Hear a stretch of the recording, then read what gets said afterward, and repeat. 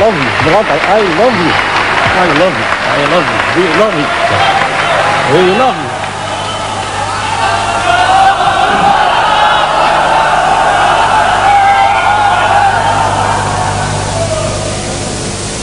Thank you. أعوذ بالله من الشيطان الرجيم. بسم الله الرحمن الرحيم. بل نقذف بالحق على الباطل فيدمغه فإذا هو زاهق ولكم الويل مما تصفون. صدق الله مولانا العظيم. Monsieur le Président, respectable orateur, mes chers frères et sœurs, le sujet « Jésus est-il Dieu ?» peut facilement être traité en lui opposant une question. Jésus a-t-il prétendu être Dieu? A-t-il dit « Je suis Dieu »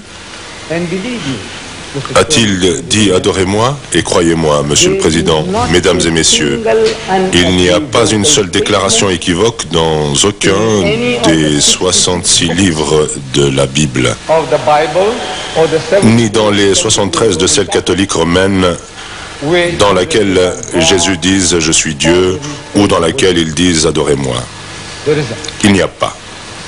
J'aurais été très heureux d'entendre Jésus de la bouche de Jésus, cette déclaration simple, directe, explicite, « Je suis Dieu » ou « Adorez-moi ». En effet, moi en tant que musulman, et nous tous musulmans, croyons que Jésus-Christ était l'un des plus puissants messagers de Dieu. Nous croyons en sa naissance miraculeuse, nous croyons qu'il était le Messie, et nous croyons qu'il a donné la vie aux morts avec la permission de Dieu et qu'il a guéri les aveugles-nés et les lépreux avec la permission de Dieu. C'est vraiment seulement là que se situe la véritable différence entre les musulmans et les chrétiens que celle de la divinité de Christ. Ainsi, c'est pour cela que je dis que notre frère n'a pas utilisé une seule déclaration venue de la bouche de Jésus qui dise « Je suis Dieu » ou « Adorez-moi ». Durant tout son séjour sur terre, il n'a jamais fait de déclaration pareille. Bien sûr, mon frère aura encore l'occasion, mon frère Solouche, de reprendre la parole et peut-être pourra-t-il m'indiquer où il y a une telle déclaration en cas d'oubli de sa part. Au mieux, a-t-il pu citer un passage de l'Apocalypse où il est dit, et ces paroles sont censées être de Jésus, « Je suis l'alpha et l'oméga », ce qui signifie « je suis le premier et le dernier ». Bon, déjà ce livre de l'Apocalypse était un rêve. Un rêve dans lequel Jean, dans ce rêve, avait une vision dans laquelle il voyait des animaux avec des yeux à l'intérieur et des yeux à l'extérieur, et avec des cornes surmontés d'yeux. Tout cela, un homme qui a trop mangé peut en faire l'expérience. Alors pourquoi Jésus est-il venu sur cette terre? Nous allons analyser ce qu'il a vraiment dit et ce qu'il a fait. Voyons maintenant l'idée de la Trinité. Les chrétiens, la majorité des chrétiens, y compris l'église anglicane, l'église romaine catholique, les presbytériens, les luthériens, les méthodistes, presque à l'unanimité, croient en cette chose, la Sainte Trinité.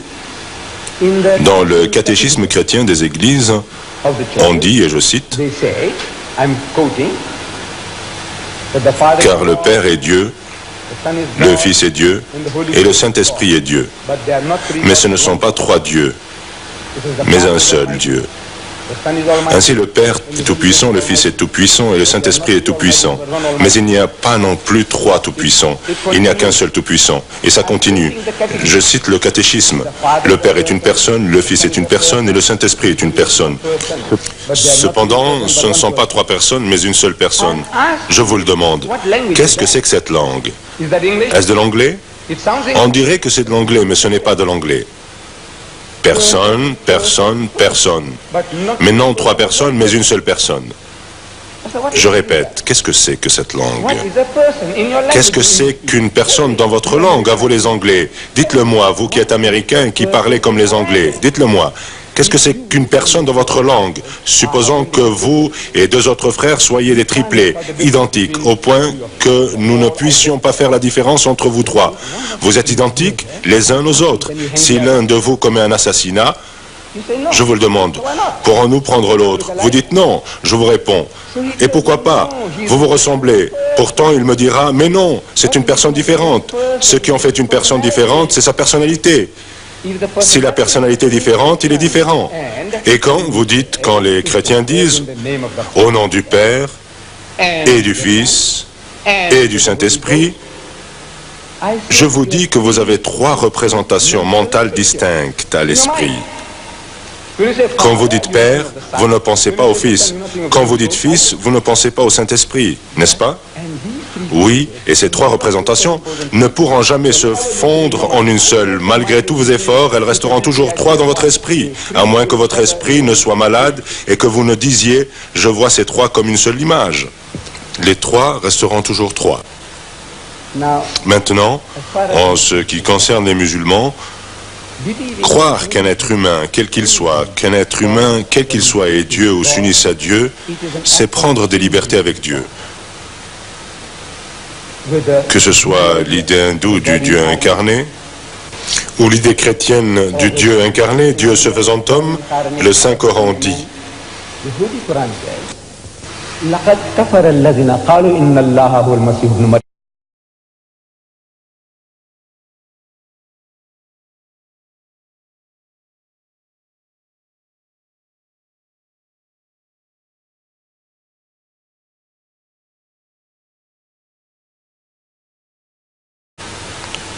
Parle de ton, votre Père dans les cieux.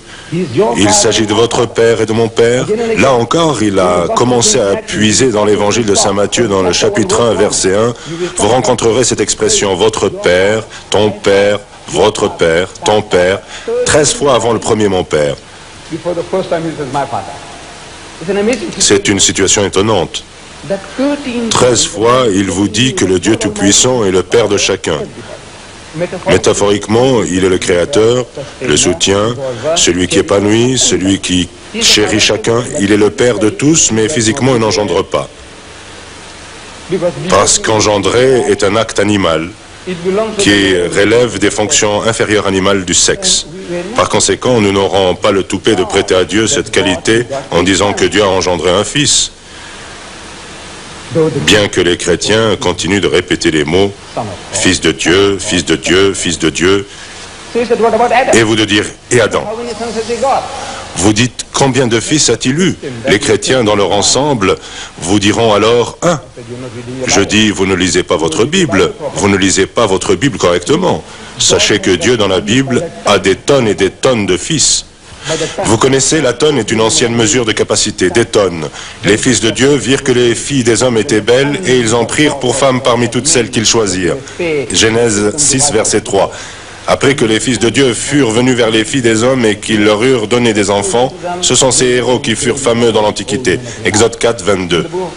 Dieu dit, Israël est mon fils et même mon premier fils dans le livre de Jérémie, Jérémie 31, 9. Israël est mon fils et même mon premier fils dans le Nouveau Testament, Romains 8, 14. On nous dit, tous ceux qui sont conduits par l'Esprit de Dieu sont fils de Dieu. Chaque fois, nous pouvons entendre, si vous suivez la volonté et les plans de Dieu, vous êtes une personne pieuse.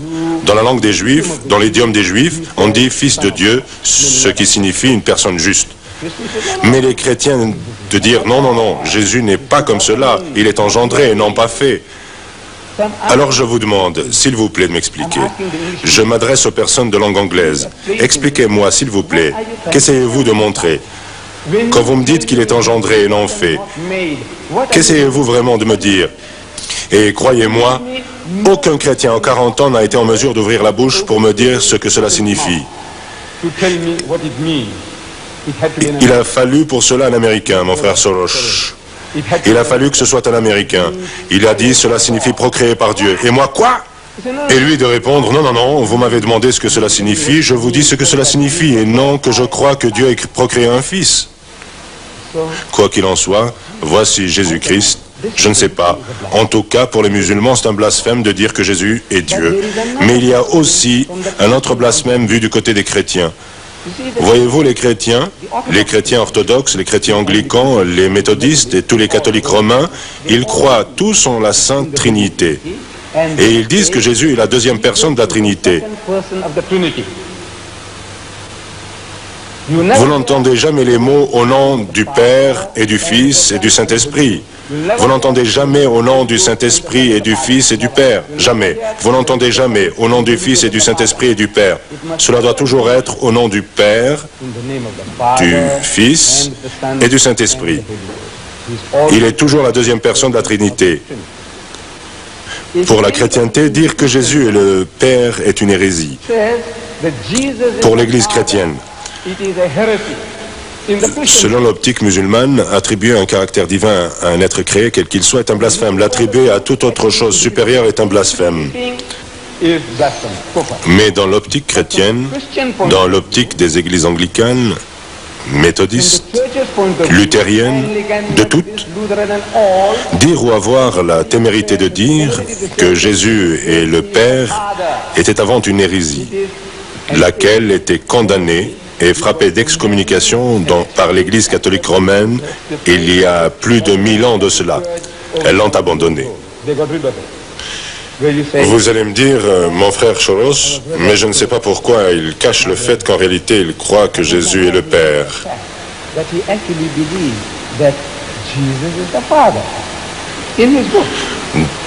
Dans son livre intitulé « Le chrétien libéré », au cas où il l'aurait oublié, peut-être qu'il ne l'a pas apporté moi-ci, le chrétien libéré. Pardon, le palestinien libéré, excusez-moi. Et étant donné l'étoile de David en arrière-plan, je ne sais pas, libéré des Juifs ou libéré de quoi? Chrétien libéré. Il dit, et je cite à la page 80,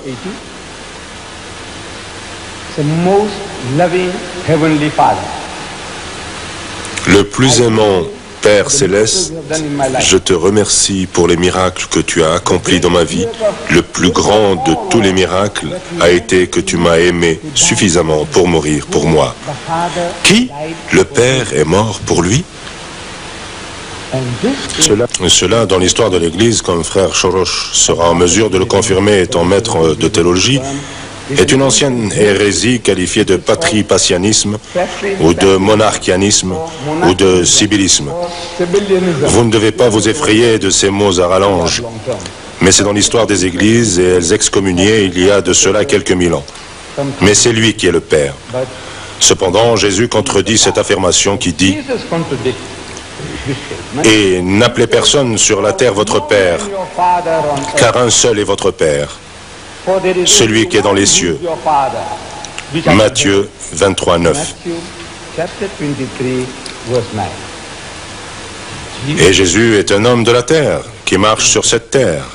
C'est ce que Pierre justifie dans le livre des Actes des Apôtres, chapitre 2, verset 22. Il déclare « Hommes israélites, écoutez ces paroles. Jésus de Nazareth, cet homme, un homme à qui Dieu a rendu témoignage devant vous par les miracles, les prodiges et les signes qu'il a opérés par lui au milieu de vous. Ne l'a-t-il pas fait? Que Dieu a opéré par lui? Il a utilisé Jésus. Dieu Tout-Puissant a utilisé Jésus, que Dieu a opéré par lui au milieu de vous, comme vous le savez vous-même. Donc il n'est pas le Père. Il dit aux Juifs, vous n'avez jamais entendu sa voix, la voix de Dieu. Jamais. Vous n'avez pas entendu la voix de Dieu. Jamais. Ni vu sa face, ni sa forme. Jamais. Les Juifs avaient Jésus devant les yeux et ils l'écoutaient. Ils n'étaient pas d'accord avec le message, mais ils l'écoutaient. Ils n'étaient pas sourds. Tous les Juifs qui réagirent à ce message, ils écoutaient, ils entendaient, ils voyaient. Ils voulaient le lapider et ils s'éloignaient, ils s'enfuyaient, ils se cachaient. Ils voyaient sa forme, mais il disparaissait. Non pas en s'évanouissant dans les airs, mais en se cachant et en courant se mettre hors de leur portée, d'après la Bible. Par conséquent, il ne saurait être le Père, pas plus qu'il ne saurait être ce Dieu.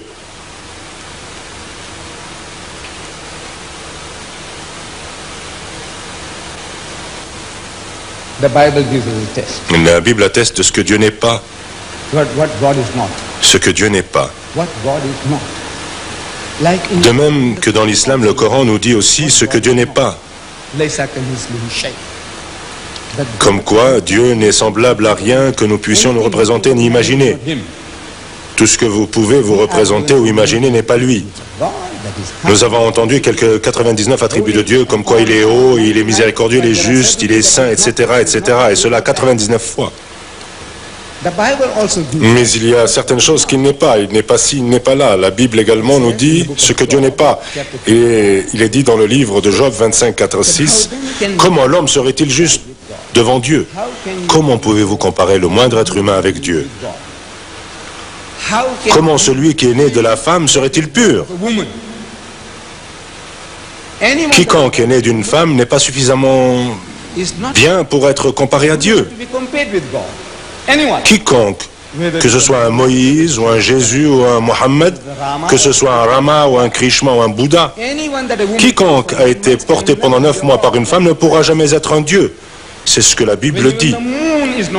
Quand la lune n'est pas brillante et les étoiles sont impures à ses yeux, aux yeux de Dieu, qu'est-ce que c'est que toute cette histoire? La lune, les étoiles, qu'est-ce que c'est que ça? Rien. Que peu de valeur à l'homme. Voyez-vous, les chrétiens disent, écoutez, Jésus est né d'une femme. Ça ne fait pas de doute, mais il est né de façon miraculeuse. Là, nous sommes d'accord avec eux. C'est donc ça qui fait de lui quelque chose de surnaturel, car il est né miraculeusement. Ainsi est Dieu Tout-Puissant dans ce livre. La Bible chrétienne qui dit le peu de valeur de l'homme. Si le soleil et la lune et les étoiles ne sont rien à ses yeux, qu'est-ce que l'homme? Vous et moi, qu'est-ce que vous êtes? Qu'est-ce que nous sommes? Que peu de valeur à l'homme qui n'est qu'un asticot. Savez-vous qu'est un asticot? Vos gens qui vivaient dans les jungles totales, vous ne savez pas ce que c'est qu'un asticot? Vous connaissez les asticots? Je ne vous ferai pas de description. Vous ferez bien de regarder dans le dictionnaire, dans l'Oxford Dictionary, et vous trouverez asticot. Sévères, vous savez, qui vivent dans le fumier, dans les excréments humains, asticots, vous et moi, d'après ce livre de Dieu, vous n'êtes rien de plus que des asticots. Et le Fils de l'homme, qui, Jésus-Christ, c'est explicite. À moins que vous ne vous soyez mis dans la tête que Jésus est une exception. Dieu Tout-Puissant se donne exprès la peine de vous dire, écoutez, ce fameux Jésus n'échappe pas à la règle. Et le Fils de l'homme, demandez à n'importe quel chrétien qui est le Fils de l'homme. 83 fois dans le Nouveau Testament, Jésus-Christ est décrit comme le Fils de l'homme. Fils de l'homme, Fils de l'homme. Il est le renard pour les chevaux et le taureau de mauvais augure.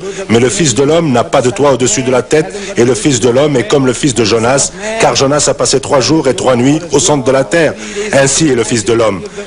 Bien 83 fois, Jésus est appelé le Fils de Dieu, 13 fois. 13 fois. Mais 83 fois, 70 fois plus souvent, Fils de l'homme, Fils de l'homme, Fils de l'homme. Et demandez à n'importe quel missionnaire chrétien qui est le Fils de l'homme, il répondra Jésus. Appelez le Fils de l'homme et qui n'est qu'un ver, un ver. C'est un ver. Nous sommes des asticots. C'est pire qu'un ver. Lui, c'est un ver. En d'autres termes, ne vous y trompez pas. Quiconque est né d'une femme, et la Bible nous dit dans l'Évangile, selon Saint Luc, chapitre 2, verset 21, et lorsqu'il eut 8 jours, il fut circoncis. Dieu circoncis.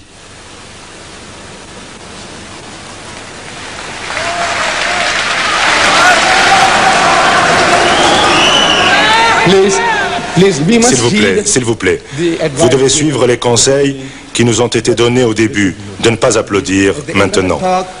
À la fin d'une intervention, si vous voulez applaudir, d'accord. Les 2 orateurs, s'il vous plaît. Quand il eut 8 jours, il fut circoncis et il fut appelé Jésus par les anges alors qu'il était dans le ventre de sa mère. Qui était dans le ventre de sa mère? Jésus. Comment en est-il sorti? Comme vous et moi? Qui? Dieu? Je vous pose la question. Imaginez que vous soyez une infirmière, on peut tout imaginer.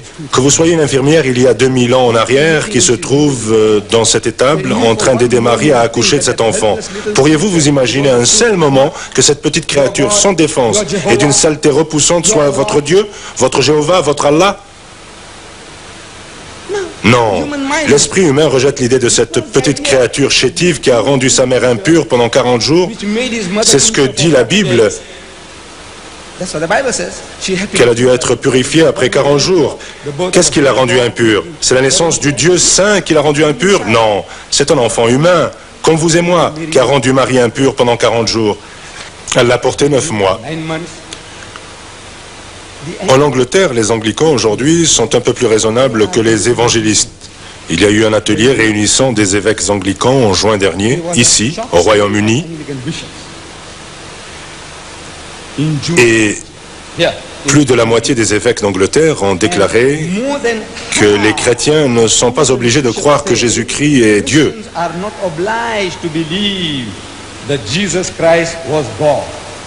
C'est fini. Vous ne devez pas le croire. Si mon salut et le vôtre en avaient dépendu, car votre salut, si vous êtes chrétien, les chrétiens croient que Jésus doit mourir en tant que Dieu, car un homme ne peut pas prendre sur lui les péchés du monde. S'il meurt sur la croix, nous dirons, ils ne l'ont pas tué et ils ne l'ont pas crucifié. Nous l'avons prouvé en juillet ici même. Nous n'allons pas nous arrêter sur ce point. Mais il faut que les chrétiens croient que Jésus doit mourir en tant que Dieu et non pas en tant qu'homme. Parce qu'un simple homme ne peut pas prendre les péchés du monde. Donc Dieu est mort. Vous le demandez? Croyez-vous que Dieu est mort? Vous dites qu'il est éternel et éternellement mortel? Et il est mort? Vous voulez donc savoir s'il meurt, ce qu'il advient de sa création? Vous connaissez le courant électrique? Le courant. D'où provient le courant? Le courant de cette salle, d'ici. Il provient d'une sous-station ou d'une station de secours. S'il le coupe là-bas, à quoi vont vous servir tous ces interrupteurs? Fini. Le courant est parti, vous vous retrouvez dans l'obscurité. C'est Dieu Tout-Puissant. Si sa vie s'est éteinte, qui fait tourner son univers? Qui lui permet de continuer à tourner? Pendant 3 jours et 3 nuits, il était absent dans le sépulcre, d'après les chrétiens, chez les morts. Pendant 3 jours et 3 nuits. Pendant 3 jours et 3 nuits. Qui surveillait l'univers? Qui? Non, non. Je dis que Jésus-Christ n'a jamais, à aucun moment, prétendu qu'il était Dieu, ni demandé qu'on l'adore.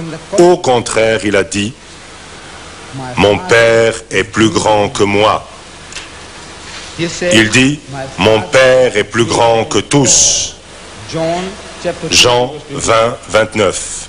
Il dit, « Je ne puis rien faire de moi-même. » Jean 5, 30. Il a dit, « Je ne puis rien faire. » Dieu peut tout faire, faire n'importe quoi.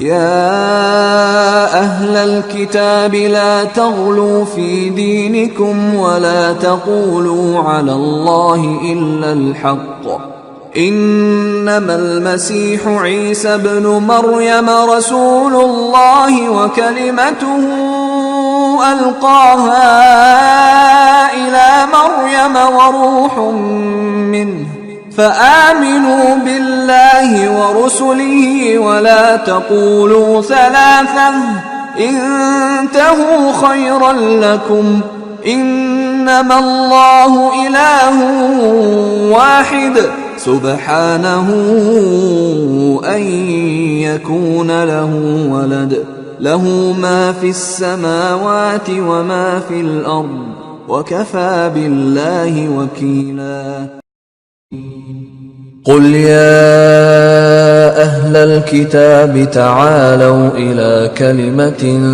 سواء بيننا وبينكم ألا نعبد